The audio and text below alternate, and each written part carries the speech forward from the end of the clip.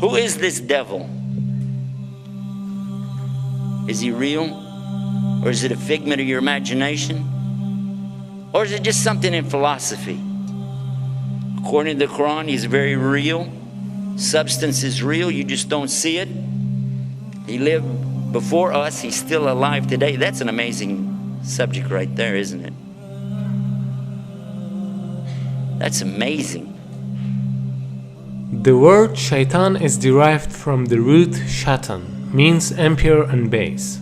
Shaitan refers to an entity that is rebellious, irrespective of whether it is of humans or jinn. It is also said that it means a nefarious soul who is distanced from Allah subhanahu wa ta'ala and from the truth. So shaitan is in both forms, the jinn and the humans, as Allah subhanahu wa ta'ala says.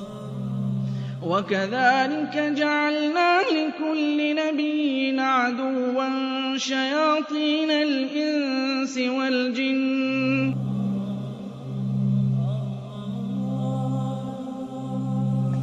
Now what is this about the jinn? Why do you have to believe in that? Well, they're part of something called al-ghaib. Al-ghaib means the things you don't see, the unseen. You agree and I agree, we don't see Allah. Okay, so he's in the ghaib, the unseen. We agree there are angels and you don't see them. They're in the ghaib, unseen, made out of light. And now the jinn, and we don't see them. They're also in the ghaib. They're made from a fire which has no smoke to it. And if fire has absolutely nothing like smoke to it, or that it could be that you don't see that either. There's heat that you don't actually see, isn't that true? The both kind of shayateen are trying to lead people to evil deeds. The jinn kind of them are whispering to your hearts so that you can't see them or hear their whispering. And the human kind of them are whispering to your hearts in a way that you can see and hear but not realize it as whispering. And he can be anyone, even a friend of you who suggests you for drinking alcohol or any other kind of evil deeds. As far as the question is concerned with Iblis, it should be noted that Shaitan is a common noun, whereas Iblis is a proper noun. Iblis is also from among the jinn, who was the first creature that disobeyed Almighty Allah's command. We don't see the jinn, but we said that they have choices. And they were making choices even before Adam or human beings were ever created. And their choices were sometimes good, sometimes bad. From them comes the one we call Lucifer or Iblis.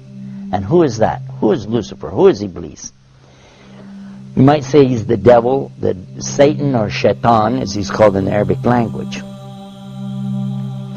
But actually, he started out as a worshipper of Allah. And he was worshiping and praying to Allah and extolling Allah to the extent that Allah raised him up to be even with the angels. Now remember, this guy Iblis is not an angel, but he was worshiping alongside of them because of his ibadah or worship, being so lovely, and Allah raised him up, you see. But then what happened? And this is an important story.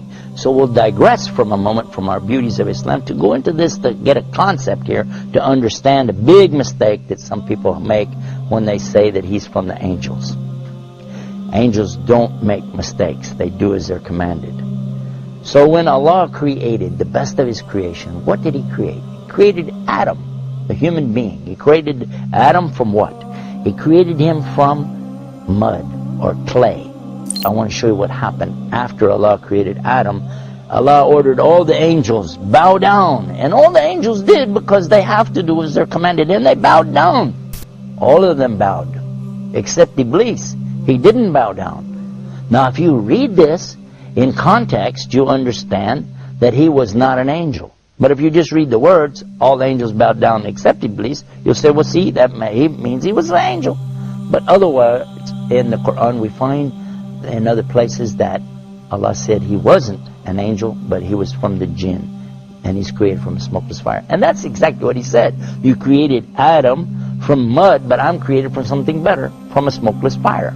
So I refuse to bow down. Why? Because I'm better than him. I am better than Adam, and I refuse to bow down to him.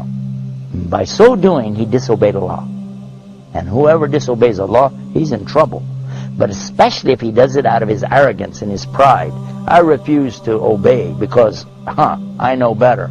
And in this way, he put himself in the worst possible condition with Allah. Allah condemned him to hell forever. And he said, I don't even care. Just let me take him, meaning Adam, and his children along with me to hell. What? For what? Because of this thing called pride or arrogance. Kibr in the Arabic language. And what is kibr? And kibr is something comes from kabara. Kabara is the root of the word akbar. And only Allah is akbar. Allah is greater and greater and greater than anything. But a human being has no right in front of Allah or anything it's created. The jinn, the angels, nothing have the right to come in front of Allah like this and say, hey, who am I? I'm this, I'm that. No. Allah gave you a commandment. You do it. Now the important point is that everyone thinks that it is because of shaitan that we commit sins. That's why they're asking some questions like, why Allah created shaitan? Or why Allah didn't finish shaitan so that we wouldn't commit sins? Here's a misunderstanding. Shaitan cannot do anything more than whispering. To make it more clear, let's ask a question. Before Iblis became shaitan, there was no other shaitan, right? So who told Iblis to disobey Almighty Allah's command? Here's the point. There was no shaitan before him. He did it because of his nafs. Suppose that even if there was no shaitan, still we'd have nafs. So we'd commit sins. Because this world is a test for the mankind and the jinn kind. Now same as the case with Iblis, he is also in this test because he is a jinn and he has nafs. So Allah subhanahu wa ta'ala didn't create him as shaitan. Rather he himself chose to be shaitan. Not only Iblis but all the other shayateen are choosing to be shaitan by disobeying Almighty Allah's order. Now, what happened next? Well, that's when Allah told Adam that he could have anything that he wanted in all of the paradise. Go ahead, enjoy. But there's one tree, don't eat from it. Of course, you know what's going to happen. And the devil came to him and to Eve and got them to eat from that tree. And they were cast down because of that. But Allah knew from the beginning they would eat from it. That's why Allah put it there. Because this life, and this is the whole reason for me telling you this story, so you can get this one beauty of Islam, to understand this one thing. This life is nothing more than a test. The obvious point is that Iblis was the first of all shayateen. Therefore, he is the leader of them. And all shayateen are tools for this test, even though they are also giving test.